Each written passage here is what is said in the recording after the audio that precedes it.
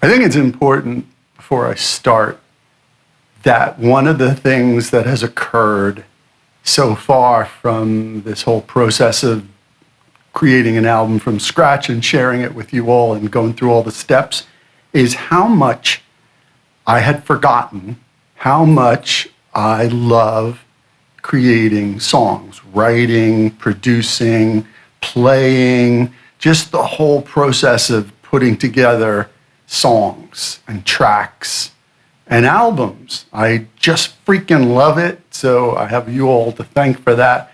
I'm really, like, I didn't think I ever needed to write another song unless I really felt super duper motivated and like got possessed, like we do to write a song.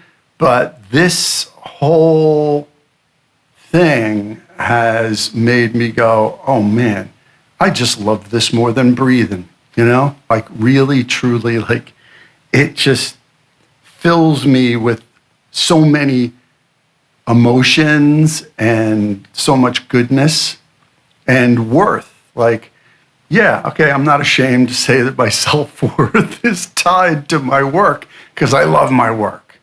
I really love this, and thank you for allowing me to present this to you. One more thing I want to mention before we get into today's video is I have started listening to more music again than I have in years. Now, I don't know if that's moving to England and just taking more time to where I'm not under the gun production-wise, where someone's paying me, like, and you have to get it done within a certain time frame, a certain period of time, and it's more like today, tomorrow, and the next day, and you got to get it done. It's never with like a lot of planning ahead. It's not like, well, I need you to do this for 3 months from now. It was never that way. And that was fine, that's how the business works. But maybe because I'm not doing that anymore in Nashville, I have more time to enjoy and listen to music. And that has been glorious because I've forgotten how much I just love music. And let me just leave you with one more thing before we get into this, okay? Because I got some stuff to show you. Someone had posted a vocal-only version of Linda Ronstadt doing Blue Bayou. I'm sure you can find it on YouTube and elsewhere on the web. That's the reason why we should do this, because that was the most gorgeous thing I've ever heard in my life. Like, I was already a big Linda fan, but when you just hear the raw vocal, like without the instruments around, that's what this is all about. The purity, the beauty, the majesty, the excellence. I'm glad I can bring my little world to you. It ain't that. I ain't Linda, but nobody is. All right, let's take a look at today's video.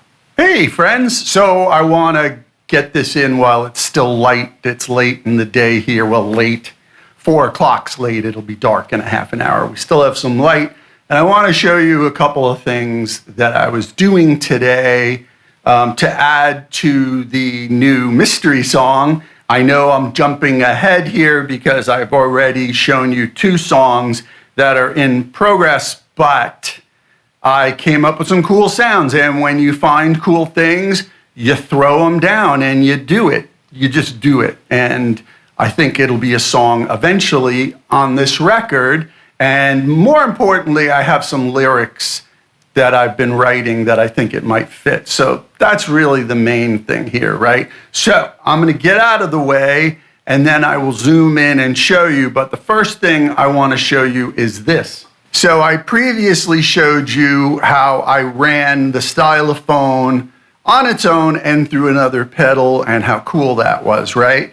And then I talked about this little cassette player, this little hacked, circuit bent, more accurate cassette player.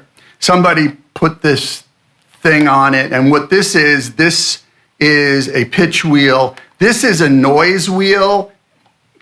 Kind of doesn't do anything useful, but it's still there. It's cool. And you can turn them on and off with the switches. And so what I did with this is I have that, the loop in the style of Fleetwood Mac that Reverb put out a couple of years ago. It was a free download. So I really liked the feel of that for this. And I was like, oh yeah, that's cool. Maybe I could use that. And then as an experiment, I reamped it into here and then put it back in. But before I put it back in, I matched the pitch to the tempo of the stylophone and what was going on. Now, frankly, I know people are like, oh, the tape sound, it's cool, yeah.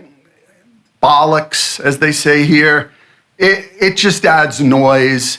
You can do all that stuff with plugins, with free plugins. But I just thought I would do it. But the significant thing here is I could tune it as it was going to match the tempo. Now, whether or not I use that, I don't know. But I've got it. I can show it to you. This is the original loop.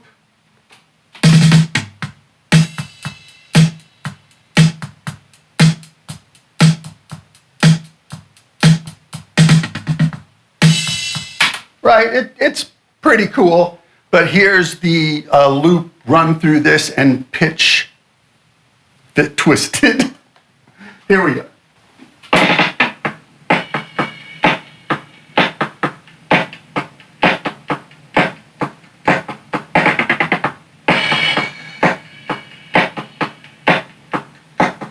Now, you can hear it's noisy, I think, even through the camera mic. What I'm going to have to do is put it into RX 11 and clean it up quite a bit. But even then, I'm not sure if I'm going to end up using it. I might just take the original sample and tweak it and twist it. Plus, as I said before, Bitwig will stretch anything you put into it, not only to the tempo, but when you stretch it, it changes the pitch and everything, if you want it to. If you don't want it to do the pitch, there's different settings. So I might do that. I don't know. But I've got a bunch of stuff going on. Let me pull up the stylophone and that drum loop and a couple other things I've got going, because I've created a bunch of samples with some really weird, like there's this thing called the ether, where it basically reacts to electronic fields. I think Soma makes it, and you go near like electronic sources. Actually, you can go near anything, and if it's connected to an electronic field, even the Earth's electronic field, it'll respond to it. So I can play you some of that. It's called the ether, so the Soma ether. But I'm going to reamp a lot of this stuff and run it through pedals and put it back in, and then bring it into Bitwig so it all syncs up and gets stretched and locks in to 112 BPM. So let's take a look at that too.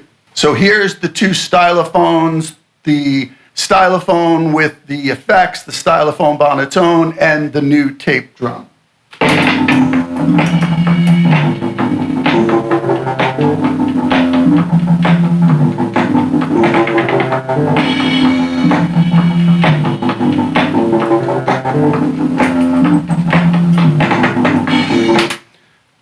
Cool. If I clean up that cassette drum, it might be better.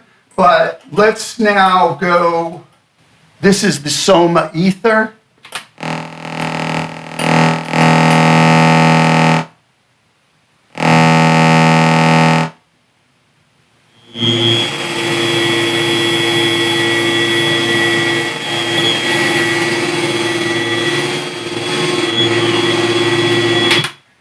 That's the electronic response from a light in an overground train here in London. I held it up to an overground train, and I had the ether going into my Sony. I don't know the model, but it's the really good Sony with the built-in mics. Like Roland makes one and Zoom makes one, but Sony has one that's considered pretty dang good, except the mics weren't in this equation. This is just the ether coming into the recorder and recording.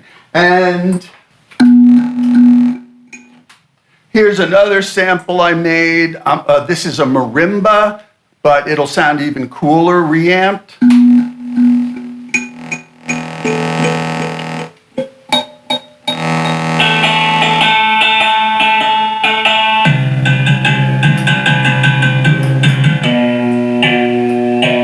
Right? And then here's another one.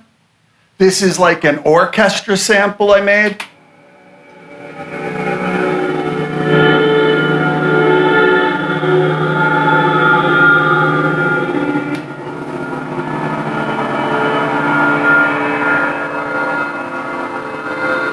I made that with a virtual instrument pack and then twisted it quite a bit. Here's a ring mod piano. A piano run through a ring modulator.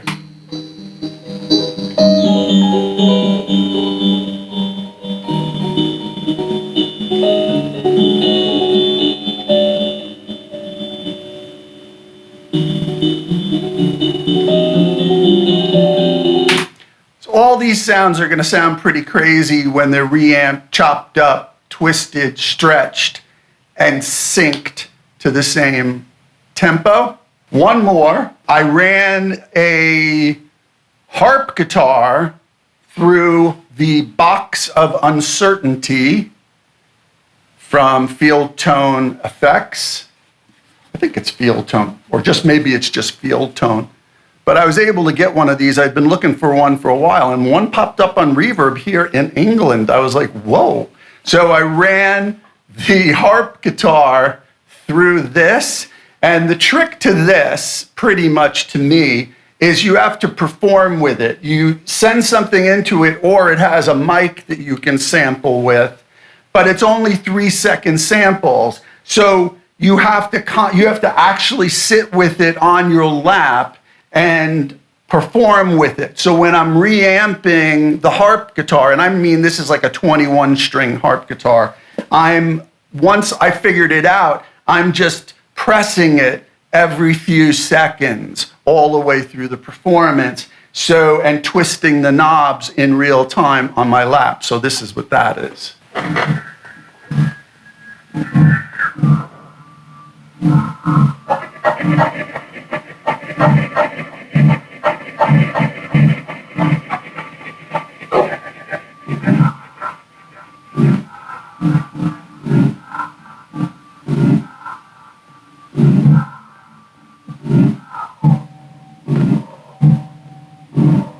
So it's fully wet. You're not getting anything of the harp guitar, right? You're just getting what this thing is sampling in real time, and you're printing it. It's going right in.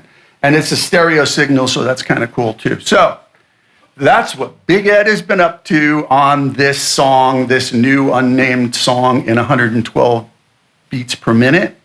I might leave it alone after today. I'm going to reamp a few more things because I'm on a roll and I got nothing else to do today. But then tomorrow I'll be back to song 2 and I will show you song 3, which I've done quite a bit of work on, but not gone too crazy. It's got like the drum programming and sections and little parts, just like the first song really. But it's got a full set of lyrics. The lyrics are ready to go. I just got to make sure that I move things around in the structure I've created in the music so that there's room in each section for the lyrics I've written. And I'm really proud of those lyrics too. That one's going to be called The Cuckoo. All right? Just for what it's worth. All right. Well, hey, thanks for watching. I really appreciate you being here. If you have any questions or any feedback, let it rip. Thank you.